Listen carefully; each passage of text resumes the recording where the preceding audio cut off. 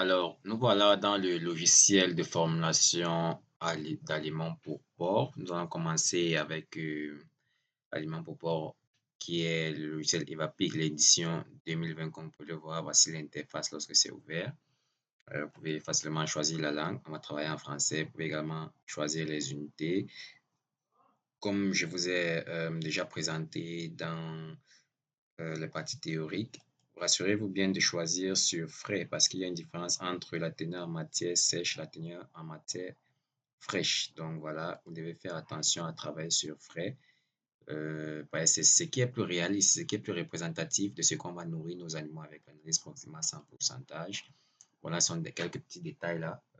C'est pas très par l'incorporation en pourcentage, minéraux en pourcentage, c'est beaucoup plus simple parce que la majorité des besoins sont exprimés en pourcentage. L'énergie, vous pouvez travailler en kilocalories par kilogramme ou bien en mégajoules. Ici, je vais travailler en mégajoules pour faciliter la comparaison avec les besoins nutritionnels. Donc, c'est juste ça. Appuyez sur OK. Vous pouvez avoir un accès qui va vous expliquer comment utiliser à ce niveau. Vous avez également l'aide. Si vous avez besoin d'aide, vous pouvez vous référer ici. Ça va vous expliquer tout en détail. Et voilà, donc sans plus tarder, on va directement passer à ce qui nous concerne ici, la formulation d'aliments. Pour cela, on va venir dans régime. Bon, ici, ce sont les matières premières qui sont disponibles. Si on clique là-dessus, vous allez voir, il y a des tonnes de matières premières qui sont disponibles. Oui, tellement de matières premières qui sont disponibles. Là, c'est classé en ordre.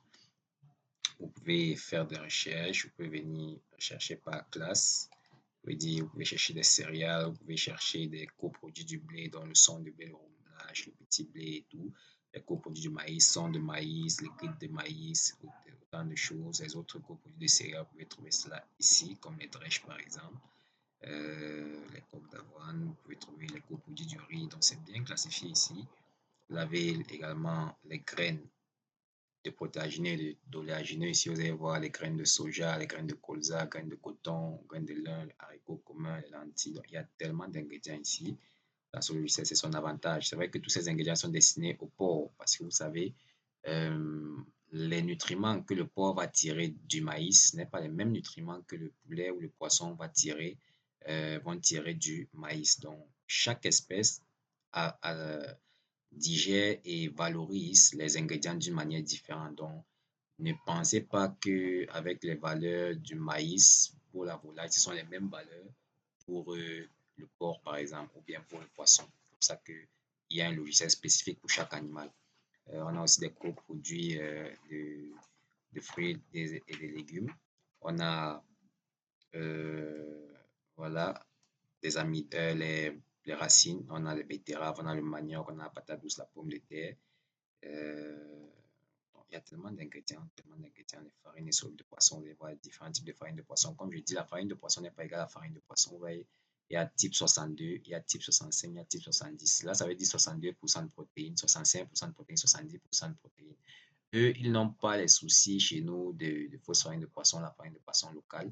La fausse farine de poisson, comme je dis, ça peut être entre 30 et 35% de protéines parce qu'on a tellement mélangé ça avec je ne sais pas quoi. Maintenant, la bonne farine de poisson locale, c'est dans les 40% de protéines. Eux, ils n'ont pas ça ici, mais le logiciel s'y permet à ce que vous ajoutez vos propres matières premières sans difficulté. Donc, vous pouvez aussi faire une recherche par nom et vous pouvez faire une recherche par nom ici. Là, si je veux par exemple trouver le maïs rapidement, je viens là, je saisis maïs et voilà donc le maïs qui va s'afficher. Donc, je peux choisir le maïs et je sélectionne tout juste mon ingrédient. Quand je sélectionne, ça me donne toute la composition de mon ingrédient, comme vous pouvez le voir. Ça me dit que c'est une céréale, matière sèche 86%, taux de sang, taux de matière. Vous voyez que c'est 7,6% de protéines dans le maïs. Donc, autant de choses. Et le porc, c'est un animal qui valorise très bien les ingrédients parce qu'il a un tube digestif très long. Donc, vous imaginez. Voilà, ça c'est juste pour présenter un peu cette partie-ci. Vous pouvez imprimer pour avoir sous forme de PDF l'ingrédient ou bien vous pouvez exporter ça sous forme d'Excel pour partager. Donc, c'est assez simple. Bon, on va aller directement à la fabrication d'aliments. On vient d'un régime. On va dire qu'on veut créer un nouveau régime. On va appeler ça par exemple test, euh, test webinaire. On va dire webinaire. Et là, on va dire, on va prendre l'exemple, disons des pots en engraissement. Pots en engraissement. Bon, disons même une truie gestante. Truie gestante. Voilà, une truie gestante, on valide tout simplement. On peut mettre là un commentaire. Par exemple, si quand je fais des formules pour des personnes, je peux mettre là le nom de la personne. Je peux mettre Monsieur Diallo. Voilà, je dis que ça c'est la formule de Monsieur Diallo depuis peut-être le Burkina Faso. Et voilà, je peux mettre ce commentaire là et d'autres informations. Et puis on valide juste, on appuie OK, ça va nous ouvrir ceci, ça va mettre le nom là. On va choisir nos ingrédients. Donc, on connaît déjà les types d'ingrédients qu'on utilise dans la formulation d'aliments. On a parlé des sources d'énergie qui sont principalement les céréales et les tubercules et aussi l'huile de palme. On a parlé des sources de protéines, les différents taux. On a vu deux classes, les sources d'origine animale et les sources de protéines d'origine végétale. Donc, toutes ces informations que je donnais avant sont importantes au moment de la formulation parce qu'on doit avoir ça en tête. Pour savoir que, bon, si je veux de l'énergie, je peux ajouter, par exemple, là, je vois mon maïs, je peux ajouter mon maïs, je peux ajouter le millet commun. Voilà, c'est une source d'ingrédients.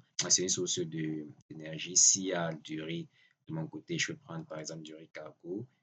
S'il y a du sorgho, je peux prendre du sorgho aussi. Tout ça sont des sources d'énergie. Je peux également prendre du blé, s'il y en a de mon côté. Voilà, je peux prendre plusieurs sources de, de- d'énergie comme ça, mais pour le test, je vais juste en prendre quelques. Donc là, on va ressortir celle-ci parce que l'un des soucis avec le logiciel, c'est que vous devez tout faire manuellement. Donc, les calculs et tout, les quantités, c'est vous qui les mettez. C'est ça un peu le souci. Donc, je ne peux pas me permettre de prendre beaucoup d'ingrédients. Le calcul va se faire par moi et non par le logiciel. Donc, je ne vais pas trop réfléchir dans cet exemple. On passe directement au coproduit du blé. Je vais juste prendre le remoulage de blé dur. Voilà. Je peux aussi prendre le son de blé dur. Bon, je vais laisser même le remoulage. Je vais prendre le son. Le son est moins cher que le remoulage. Dans les coproduits de maïs, bon, je peux prendre là le son de maïs aussi. Voilà, c'est soit un peu plus riche. Dans les graines, je peux venir, je choisis les graines de soja toasté. On a vu dans le groupe que lorsqu'on veut utiliser le soja, il faut le toaster. Le soja grain, il faut le toaster parce que ça contient un facteur antinutritionnel, l'antitrypsine, qui empêche la digestion des protéines. Donc, si vous ne toastez pas, vous êtes en train de gâcher votre ingrédient. Vous croyez que vous êtes en train de nourrir votre animal, alors que vous ne serez pas en train de le nourrir. Il ne va rien recevoir de cette graine de soja-là. Ensuite, voilà, on peut prendre les graines de soja, on peut partir au tourteau d'oléagineux. Là, on va voir tous les différents tourteaux qu'on a. On va voir tourteau d'arachide qu'on va utiliser ici, celui-ci. Il y a différents types de tourteaux d'arachide. On va utiliser celui-là. On va utiliser en termes de tourteau de coton, on va utiliser celui-ci. Euh, Tout ça, c'est différentes caractéristiques. En tout cas, ceux qui vont vouloir continuer, on va voir par exemple comment est-ce qu'on a pressé ce tourteau de voilà, un bon exemple, ce tourteau de palmier. Comment est-ce qu'on a pressé ce tourteau de palmier? Si ça a été pressé manuellement, dans ce qu'on fait généralement avec les presses manuelles, vous allez voir que le taux d'huile sera supérieur à 5%. Donc, on va choisir celui-ci. Si c'est le tourteau de palmier, ce que je vais dire euh, de basse qualité, celui qui est rouge, on va choisir celui-ci. Par contre, c'est le tourteau qui a été hydrolysé, dont l'huile a été extraite par solvant. On va utiliser celui-ci parce que l'huile là-bas est moins de 5%. C'est ce qui est souvent blanc là, on s'en va acheter. Donc, il faut savoir quel ingrédient est-ce que vous avez devant vous. Comme j'ai dit, ceux avec qui on va continuer, je vais aller beaucoup plus en détail des ingrédients. Comment est-ce que vous pouvez distinguer une bonne farine de poisson d'une mauvaise farine de poisson, un bon tourteau de coton d'un mauvais tourteau de coton, etc. On va voir ça beaucoup plus en détail. Tourteau de soja aussi, il y a différents types de tourteau de soja. Il y a 46, 48, 48% extrudé, il y a 50%. Généralement, ce qu'on a ici, c'est, on va écrire 48%, mais en général, le taux de protéines à l'intérieur est 44%. On va prendre celui-ci tourteau de soja. Bon, on va essayer le tourteau de tournesol et tout et tout. On va encore voir je vais ajouter quoi? Là, on a des sources, comme on a vu, d'énergie ici. On a des sources de protéines à ce niveau. On va maintenant passer à des sources de minéraux. On va voir des sources de minéraux. Là, on va mettre un peu de farine de poisson. C'est toujours important pour les acides aminés. Je voulais dire que les sources de, de protéines d'origine animale contiennent beaucoup plus d'acides aminés essentiels qui sont importants pour les animaux. Donc, c'est toujours important de les avoir. Dans d'autres coproduits, j'aime bien utiliser la farine de sang qui apporte beaucoup de protéines. Voilà. Pas en grande quantité. On ne va pas utiliser ça en grande quantité à cause d'un certain goût. surtout si on ne va pas utiliser des arômes après, donc autant de petits détails. Corps gras. Les corps gras, on va essayer de voir comment on pourra peut-être intégrer de l'huile de palme. On ne sait jamais, ça peut être utile. Et des acides aminés aussi. On va utiliser des acides aminés, la D-L-méthionine et la lysine. Aussi simple que ça. Si vous avez la thréonine, c'est aussi bon d'utiliser, vous pouvez mettre, mais je n'en dispose pas. Donc on va l'enlever. Tout ça, ce sont des acides aminés essentiels qu'il faut mettre. Maintenant, on va passer aux produits minéraux. Aux produits minéraux, on va voir le chlorure de sodium qui est le sel. On va voir aussi des coquilles d'huile, des coquilles de mollusques marins. Et on va avoir aussi, on va utiliser le phosphate bicalcique que j'aime aussi bien. Ça apporte à la fois du phosphore et du calcium. Et bon, voilà, on peut mettre un peu de sulfate de calcium. Ça, c'est pour ceux qui en ont. Le sulfate de calcium, c'est intéressant parce que le sulfate à l'intérieur permet de combattre le, le gossipol. Là, on a vu qu'on va utiliser par exemple du touteau de coton et c'est ça un peu qui nous permet de mettre du sulfate de calcium pour combattre ce touteau de coton qui peut apporter du gossipol. Donc voilà, on a choisi ces ingrédients. Maintenant, le souci avec ce logiciel, c'est que là, j'ai pris beaucoup d'ingrédients. Je suis habitué à choisir beaucoup d'ingrédients et laisser le logiciel calculer. Mais ce logiciel-ci, comme je vous ai dit, ne calcule pas automatiquement. C'est à vous-même de calculer chaque quantité. Vous avez dit, bon, le maïs, je vais peut-être mettre 50%. Je vais mettre le millet. Bon, je ne vais pas mettre de millet, je vais mettre 0. Au niveau du blé, je vais mettre 4. Au niveau du son de maïs, je vais mettre 7. Donc, c'est à vous de connaître les quantités. Et c'est ça le souci, c'est parce que si vous n'avez pas beaucoup d'expérience dans la formulation, ça va vous prendre beaucoup de temps. Ça va prendre extrêmement beaucoup de temps. Et bon, vous allez seulement faire tâtonner, tâtonner. C'est pas simple. Maintenant, c'est pas simple. Moi, ça m'a pris beaucoup de temps pour maîtriser ce logiciel. Et je ne peux pas vous envoyer dans autant de travail. Mais voilà, si vous n'avez pas, si vous voulez formuler pour les poids et vous n'avez pas de choix pour utiliser ce logiciel et vous avez suffisamment de connaissances pour utiliser ce logiciel-ci, c'est assez pratique. Voilà, on va mettre nos sources de, on peut mettre ici 0,5. On peut mettre aussi à ce niveau-ci les coquilles, on peut mettre 1% de coquilles. Le sel, généralement, on va mettre 0, bon, pas beaucoup de sel, je sais pas. On peut mettre 0,25. Donc voilà, vous allez remplir toutes ces valeurs-ci comme ça. Tourteau d'arachide, je vais tourteau d'arachide, on pourra en mettre point de départ 10 et voir. Donc quand vous remplissez, vous allez voir le total ici. Le total c'est 77. On doit atteindre un total de 100. La formulation, normalement, on formule pour atteindre le 100%. Ça facilite la conversion et comme la plupart des nutriments sont exprimés en pourcentage, c'est beaucoup plus simple de formuler sur 100. Tout de coton pour l'instant, on va mettre 0. Je ne vais pas utiliser tout de coton, je vais m'enlever. Je vais d'abord l'enlever. Tout de palmiste, oui, on peut en mettre 8%. Donc, tout de soja, on pourra en mettre 5. Le poids n'a pas besoin de beaucoup de. Là, ici, on pourra en mettre 3 en termes de farine de poisson. Le poids n'a pas besoin de beaucoup de protéines. Farine de sang, je crois que je vais même l'enlever finalement. Et aussi un autre souci ici, ce logiciel ne prend pas en compte les prix. Donc vous allez formuler comme ça, vous n'allez pas savoir si vous êtes en train de formuler la formule la moins chère possible. Donc ça, c'est lacunes-là et qui ne sont pas simples. Donc voilà, nous sommes déjà à 93. La lysine, ce sera un facteur limitant. Donc on peut mettre 0,25. Là, je mets d'abord des valeurs pour voir. Méthionine, on peut en mettre 0,15. 0,15. Lysine, on va en mettre 0,15 aussi. Et on va voir ce que ça donne. What else? On peut continuer avec bon, l'huile de palme. Je prends, mettons d'abord 2%.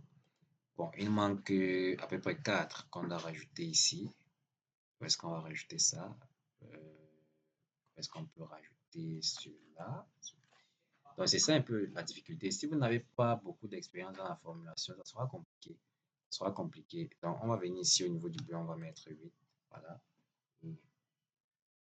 Comme je dis, si vous n'avez pas beaucoup de connaissances en formulation, le logiciel sera un peu compliqué pour vous.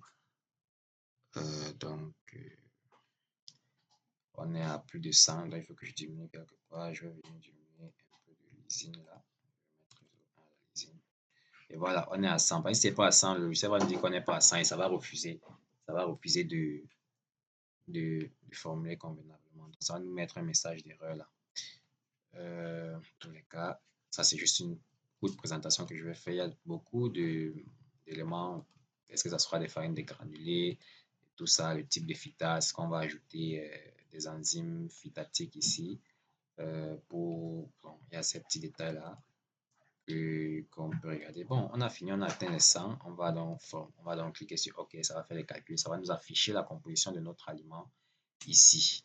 Maintenant, malheureusement, le logiciel ne fait pas cette comparaison automatiquement. Donc, à chaque fois, pour comparer, on va devoir venir ici, table alimentaire des porcs, un document que je vais vous envoyer pour comparer avec les besoins de manière visuelle. Donc, on est en train de formuler pour des porcs, des truies gestantes, voilà. Si on formule pour des truies gestantes, on vient donc ici dans le guide des besoins, on va voir truies gestantes. On nous dit que pour l'énergie, on est à 9,6. Donc, pour l'énergie, on doit être à... Je dézoome un peu pour qu'on puisse bien voir. On dit pour l'énergie ici, énergie moyenne en mégajoules per kilogramme, comme vous pouvez le voir, on doit être à 9,1 ou bien on doit être à 8,9, entre 8,9 et 9,6. Donc, on vient ici, énergie nette, voilà, là on est à, pour les porcs adultes, on est à 10, c'est un peu élevé, donc on va devoir aller, comme c'est un peu élevé, on va devoir cliquer sur modifier, on va venir ici, on va réduire un peu, par exemple l'huile de palme, on peut mettre l'huile de palme à 0, on peut mettre le maïs à 52, voilà, et on dit encore OK. Ok, voilà, quand on n'utilise pas un ingrédient, ça nous demande de l'enlever. Donc, je suis obligé d'enlever l'huile de palme comme j'ai mis 0. Et là, on va revenir, on va voir, bon, on est à 9,8. Je pense que c'est dans la moyenne de... C'est encore élevé. C'est encore élevé, vous voyez. Donc, on va venir tâtonner comme ça. Comme c'est élevé, au lieu de mettre tout ça sur le maïs, on va mettre ça, par exemple, sur le son de blé qui contient moins d'énergie que le maïs. Et on va valider. Quand on valide, on vient voir, on est à 9,75. C'est encore un peu élevé, donc on va substituer encore beaucoup plus. Donc, on va venir peut-être ici 48% et 12% de son de blé. Donc, on valide. Ok, là, on a 9,66. C'est pour les truies gestantes. La limite maximum, c'est justement 9,6. Donc, on peut s'arrêter là. Maintenant, on a validé ça. On doit aussi regarder la lysine, la méthionine. Bon, on dit lysine, truie gestante. On doit être à 5%. 0,5. Là, on a 0,71. C'est bon, c'est acceptable. Donc, on va regarder pour tous ces paramètres. On va voir le calcium. Le calcium, on nous demande d'être à minimum 1,5. Mais là, on est seulement à 0,7. C'est pas bon, surtout que les truies en gestation ont besoin de calcium pour la formation des petits porcelets. Donc, on va venir. Qu'est-ce qui apporte donc du calcium? On va venir là, on a le phosphate bicalcique, mais c'est un peu cher. Donc, on va plutôt venir augmenter les coquilles d'huîtres. Là, on peut augmenter les coquilles d'huîtres à demi. Et quand on fait ça, ça dit qu'on va chercher quelque chose qu'on doit diminuer. Donc, on peut venir, par exemple, diminuer un peu le maïs parce que l'énergie était déjà beaucoup. Donc, on va faire 47, par exemple, 0,5 parce qu'on a mis un demi. Donc, c'est un peu comme ça. On va tâtonner, venir vérifier à chaque fois. Matière azotée, 18%. On voit que les matières azotées en trugescent doivent être de 14%. Donc là, ça fait trop de protéines. Ce n'est pas une bonne chose. Bien trop, ça dit qu'on dépense aussi trop d'argent. On doit venir diminuer le taux de protéines. Pour diminuer le taux de protéines, on peut mettre le son de blé à l'avantage qui n'est pas très riche en protéines, n'est pas très riche en énergie. Donc, on peut venir ici, on va par exemple mettre 18 là, et on va venir diminuer tout. On va venir ici enlever celui-ci carrément, le soja, on va le retirer. Au niveau du taux d'arachide, on va aussi diminuer un peu parce qu'il est le plus cher. On peut le mettre à 9. Voilà, ça fait 100. Il faut se rassurer que ça fait 100 ici. Et lorsque c'est 100, on fait OK. On regarde, on a 17%. Donc, vous voyez, on va continuer comme ça, tâtonner, tâtonner, tâtonner jusqu'à trouver une formule qui est convenable. Mais ça va prendre honnêtement beaucoup de temps. Ça, c'était juste pour vous montrer. Lorsqu'on a une formule qui est acceptable, on va juste venir dire que bon, on veut imprimer notre formule. Il y a aussi des graphiques qu'on peut observer là pour voir la composition de notre aliment, le maïs, le son de blé, le son de maïs, tout ce qui occupe quoi. On peut voir ça comme ça, on peut voir ça plus sur beaucoup d'éléments. Bon, c'est pas trop le centre de notre intérêt ici. Voilà. Et puis on imprime juste. On dit qu'on va imprimer. Et on valide l'impression. Lorsqu'on a validé l'impression, voilà, on dit qu'on va imprimer ça sur le bureau, par exemple. On va dire formule trigestant,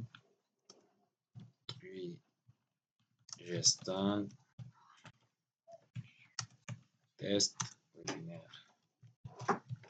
Donc, voilà, on enregistre. On enregistre. Et lorsque c'est fait, voilà, on peut fermer ici, on peut fermer ça. Bon, la formule va rester automatiquement dans notre logiciel. Si un jour on veut encore utiliser celle-là, bon, on s'en va regarder la formule qu'on a obtenue. Là, voici ici, formule tree gestant, test webinaire. Vous voyez que quand on va ouvrir, ça va se présenter comme ceci. Le nom, la présentation, est-ce qu'on va faire ça sous forme de granule, sous forme de farine?